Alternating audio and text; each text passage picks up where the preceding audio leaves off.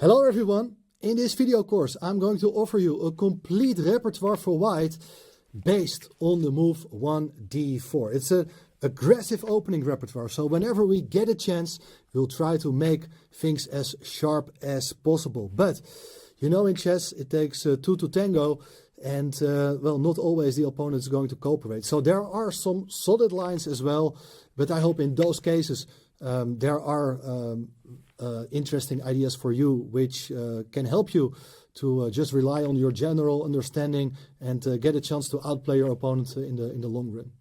So as I said, I'm aiming to offer really sharp lines. I will show you a lot of tactical ideas for white, sometimes also for the opponent. Of course, we have to stay objective. But I think it's also very important to understand a lot of ideas. So I'll make a lot of explanations. I'll try to offer you sound lines. It needs to be correct, because otherwise it is just for one attempt, and then you can throw away your repertoire. So it needs to be, let's say, sort of proof for the long term. And yeah, so it's a big task also for me to make it completely attractive in all the variations. But as I said, I have tried to do it. What is this repertoire all about? A 1d4 repertoire, as I told you, but against the main options for black, after, let's say, knight f6, I'm going to offer you the move bishop g5, the Trompowsky variation, which was very popular in the 90s and also before. Nowadays it is still popular.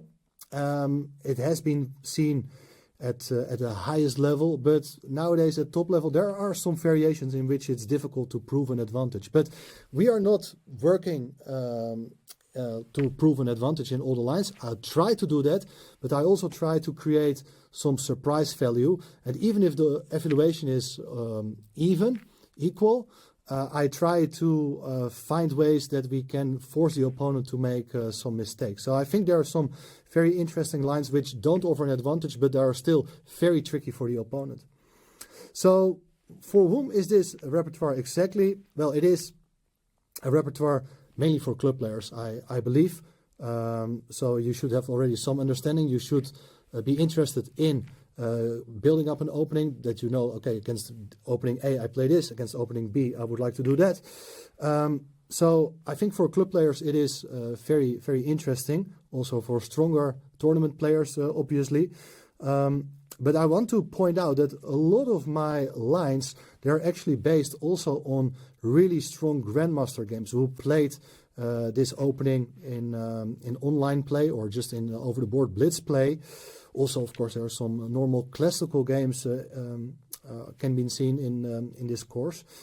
But it's just to show you that the lines, they have been played at the very highest level, and that should give you confidence also to play it yourself. And yeah, my goal, of course, also is to keep it as easy as possible. It should be easy to learn for you. And if it's possible for a grandmaster to play it at let's say 2700 level in a blitz game, then it's also fine for us. But you will not see me doing really crazy things that the engine drops to -2 or so. Maybe in certain cases the evaluation drops down to a small edge for black. But in that case, I really feel that, okay, there's still a lot of play. And in my evaluations, I often take into account that it should be suitable for blitz. And, well, what matters really a lot in blitz is also tactical possibilities. So I look a lot at king safety for both sides. And, yeah, you will see my engine evaluation combined with my personal take.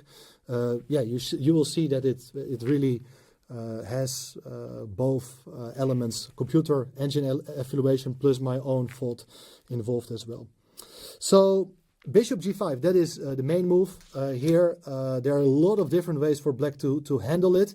What I want to point out also that in certain cases, let's say for instance here after the move e6 is one of the many moves I cover, of course, there are possibilities to play the move e4, and then there are lines which can transpose to the French opening. And even on move 1, there's the possibility to play e6 when I'm not able to play the Trompowsky any longer. And in that sense, I felt I need to try to play something objective. So I really felt like e4 is the way to go. And you get also a mini repertoire for white against the French, which I believe is quite testing and really good for over-the-board play. So I'm very happy with, especially with that line against the French. I'm recommending there.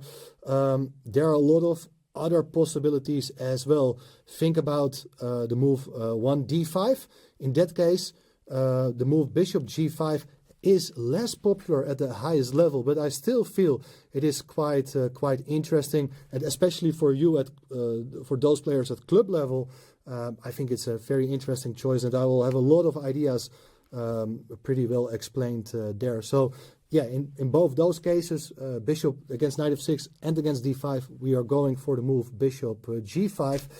And also, for instance, against the Dutch, so we are going for bishop g5 as well. So you see, I've really tried to go for bishop g5 as many times as possible. I cover also other minor options on move 1 to be it as complete as possible. And then after all these videos with all critical first moves and second moves being covered, there are some test positions. You can check out yourself if you have understood all the material well. 10 positions. I will ask you about general plans, tactical ideas. In certain cases, you may even be challenged to remember the exact theoretical recommendation I made. So yeah, a lot of stuff, but the good news is that after watching all these hours of content, you have a complete repertoire with 1d4, which you can use your whole life, at least as long as you enjoy it. I at least enjoyed it myself recording this course. And well, let's dive straight into the action, and hopefully you will enjoy it as much as I do. Thank you, and have a lot of fun.